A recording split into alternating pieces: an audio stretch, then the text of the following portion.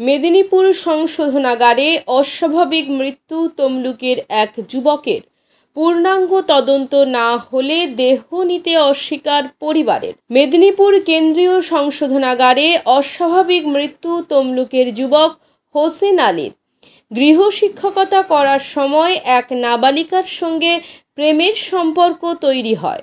গত 10ই জুন সেই নাবালিকাকে নিয়ে ভিন রাজ্যে পালিয়ে যায় হোসেন। নাবালিকার পরিবারের তরফে তমলুক থানায় অপহরণের অভিযোগ করা হয়। পুলিশ তদন্তে নেমে গত 28শে জুন হিমাচল প্রদেশের নালাগড় থেকে উদ্ধার করে ট্রানজিট রিমান্ডে 2রা জুলাই হোসেন আলী ও ওই নাবালিকাকে তমলুকে নিয়ে আসে। সেই দিন তমলুক আদালতে তোলা হলে হোসেন আলীর 14 দিনের জেল হেফাজতের নির্দেশ দেয় তমলুক আদালত। তমলুক উপসংশোধনাগার থেকে গত বুধবার মেদিনীপুর সংশোধনাগারে স্থানান্তরিত করা হয় হোসেন আলীকে। গতকাল মেদিনীপুর সংশোধনাগারে মৃত্যু হয় হোসেনের বাড়িতে জানানো হয় হোসেন আত্মহত্যা করেছে, কিন্তু তার পরিবারের দাবি হোসেনকে মারধর করে তাকে খুন করা হয়েছে। পূর্ণাঙ্গ তদন্ত না হওয়া পর্যন্ত দেহ নিতে অস্বীকার করে পরিবার। আমার দাদা একটা মেয়েকে ভালোবাসতো, যেখানে টিউশনি পড়াতে যেত আমাদের চনসেরপুর হাই স্কুল, ঠিক আছে। ওখান থেকে মেয়েটার বাড়ি হলো আমাদের এ পাড়া, উত্তর পাড়া, দক্ষিণ পাড়ায়, মানে একই জেলা সব কিছু। তো পড়াতে যেত। ও মেয়ের নাম, বাপের নাম শেখ নাইম, মায়ের নাম কি আমিনা বেগম, আর মেয়ের নাম নাজনীন খাতুন। তো উনিকে পড়ানো যেত, ও ছেলেকেও পড়াতো। তো ওদের বাড়িতে পড়া আসা যাওয়া সব কিছু করতো। তো ওর মেয়েকে প্রেম করতো, আমাদেরকে কোনোদিন বলেনি। অন্য মেয়ের কথা বলে আমার মাকে বলছে তোমার ছেলেকে নিয়ে যাও। ওর মা বাড়িয়েছে, আমার মানে নাজরিন খাতুনের মেয়ে যে, ও বাড়িয়েছে একটা রড নিয়ে, তার মা আমার মানে দাদাকে মারবে। আমার মা বলতিছে যে কি হয়েছে, আপনারা এরকমই আইন হাতে নিয়ে নিয়েছেন। তো বলছে তোমার ছেলে অনেক বড় অপরাধ করেছে, আপনি নিয়ে চলে যান, না হলে আমরা মার্ডার করিয়ে দিব, এ করে দিব। তারপরে আমার দাদা ওখান থেকে, ওরা আর টিউশনি পড়াতে নিয়ে যায়নি, আমার দাদা আর ওখানে যায়নি। 6-7 মাস আগের এটা ঘটনা। তারপরে এই জুন মাসের 10 তারিখে আমার দাদা, ও মেয়ে স্কুল খুলেছে, স্কুল থেকে যোগাযোগ করেছে। তো আমার দাদা বাড়িতেই ছিল, তো মুখ হাত ধুতে ছিল, অনেকবার কল আসছে। আমি আমার দাদাকে বলছি ফোন আসছে দাদা, আপনি গিয়ে দেখুন, আপনার টিউশনি হয়তো পড়ানো আসছে। না, আমি যাচ্ছি। গিয়ে ফোন তুলেই রুমটা লাগিয়ে প্যান হাত পড়ে সে ওই রকমই তুরন্ত বাড়িয়ে গিয়েছে। আমি তাকে বলছি তুই খাবি নি? মা কি করেছে, আমাদের কুরবানি দিবে বলে গরুকে মানে মাঠে নিয়ে চলে গিয়েছে। তো তারপরে এসে আমাকে বলছে কচি, আমার দাদার নাম ধরে বলছে হোসেনকে ভাত দিয়ে দিবি। তারপরে আমার দাদা বাড়িয়ে গিয়েছে। তারপরে মেয়েকে নাকি 9টা কত মিনিটে মানে কুমোরগঞ্জের সিসিটিভি ফুটেজে দেখা গিয়েছে ছেলে নাকি মেয়েকে নিয়ে গিয়েছে। তো সন্ধ্যাবেলা এসছে আমাদেরকে শেখ ফিরোজ আলী, বাবা সালিম আলী, মেয়ের চাস্তো দাদা হয়। তো সে এসে আমাদের বাড়িতে এসে বলছে আমার দাদার ডাকনাম রাজা, বলতিছে রাজা কোথায়? তো রাজা কোথায় বলতিছে, আমার মা বলছে কি জানিস, তার তো 93,000 টাকা গায়েব হয়ে গিয়েছে কি ব্যাংক থেকে। ও তো রোজ থানা ছুটতিছে আর ব্যাংক ছুটতিছে, কি ব্যাপার আমরা তো জানি না। আর সে তো ডাক্তার দেখাতেও যাবে বলছিল, তো গিয়েছে হয়তো, কি করছে আমরা জানিনি। আচ্ছা, আমার ছেলে রাত 10টার মধ্যে তো বাড়ি ফিরে যায়, দেখি আমরা তারপরে বলবো।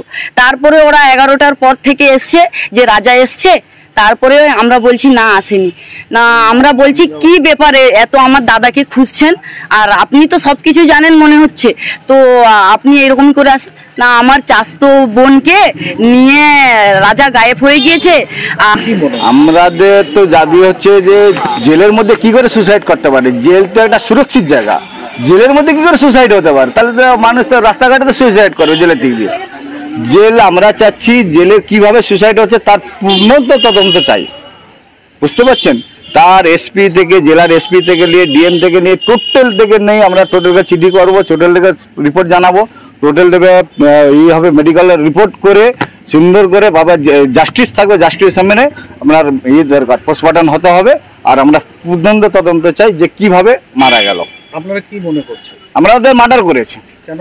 কেন বলছে মেয়েওয়ালার একটু পয়সা আছে, গিয়ে ছেলে গরিব ঘরের ছেলে, পয়সা খাইয়ে মার্ডার করিয়েছে, কিডন্যাপ হলে কি করে? কারণ জেলের মধ্যে যদি লোক মারা যায় তাহলে কোথায় থাকবে, কোথায় সুরক্ষিত থাকবে মানুষ? ওনার বোন বলছিলেন এই যে পূর্ব মেদিনীপুর থেকে পশ্চিম মেদিনীপুরে এখান থেকে ওখানে ট্রান্সফার করলো, তো এখান থেকে ওখানে ট্রান্সফার করলে বাড়ির লোক জানবে না, কারণ লয়ার জানছে না, বাড়ির লোক জানছে না, এখান থেকে ওখানে ট্রান্সফার করে দিয়েছে। এই কোন সা আইন? আপনারা কি কোনো অভিযোগ করছেন?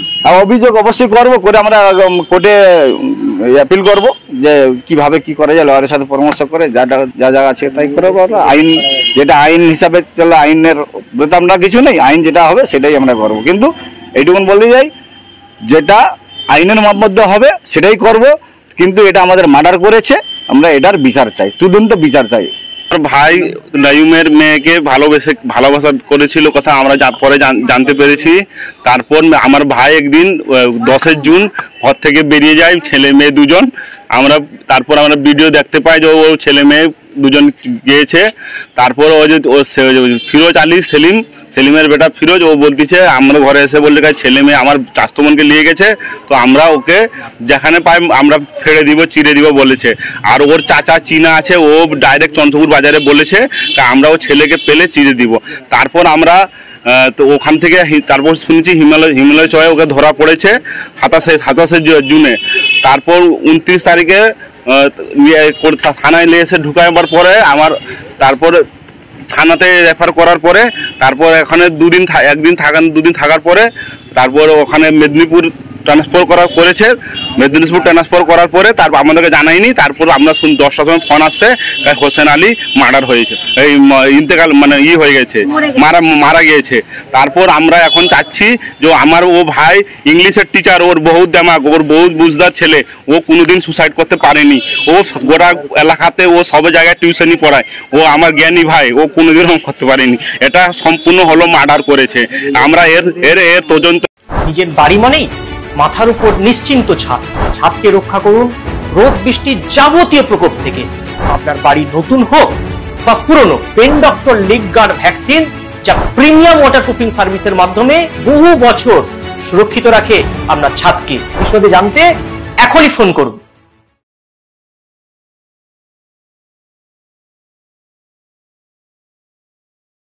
বিজ্ঞাপনের চমক নয়, আছে আগামী দিনের প্রতিশ্রুতি, মানে কর ফ্যাশন।